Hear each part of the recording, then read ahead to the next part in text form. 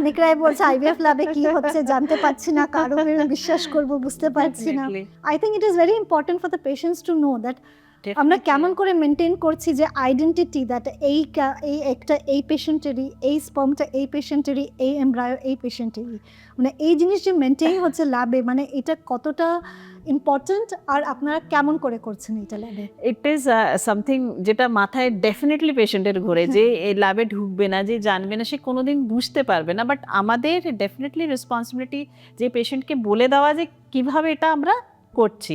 আমরা একটা কাপলের কাজ একবারে করি, যেখানে আমাদের ডাবল উইটনেসিং থাকে।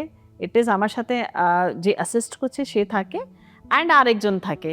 It is a triple layer of witnessing, যেটা পার করে আমরা একটা ওয়ার্ক স্টেশনে কাজ করছি, যেখানে পেশেন্টের আইডেন্টিফিকেশন মার্ক করে একটা স্টেপ হয় পরপর করে, আর ইনকিউবেটরে ওদের লোকেশন ফিক্স থাকে যে এই লোকেশনে এই পেশেন্ট হ্যান্ডেল হচ্ছে, and it is always in presence of a witness. আর ওয়ার্ক স্টেশনে একটা পেশেন্ট শেষ করে তারপর নেক্সট পেশেন্ট ওয়ার্ক স্টেশনে নেওয়া হয়। তাহলে দুটো ইম্পর্টেন্ট পয়েন্ট, যে একটা পেশেন্ট একবার হ্যান্ডেল হচ্ছে তারপরে নেক্সট পেশেন্টে যাওয়া হচ্ছে, আর আইভিএফ ল্যাবে কিন্তু একজন না অনেকজন থাকে, মিনিমাম 2 to 3, সো দ্যাট একজন কাজ করছে দুজন উইটনেস করছে, যেটা আপনি বলেন ট্রিপল উইটনেসিং সিস্টেম।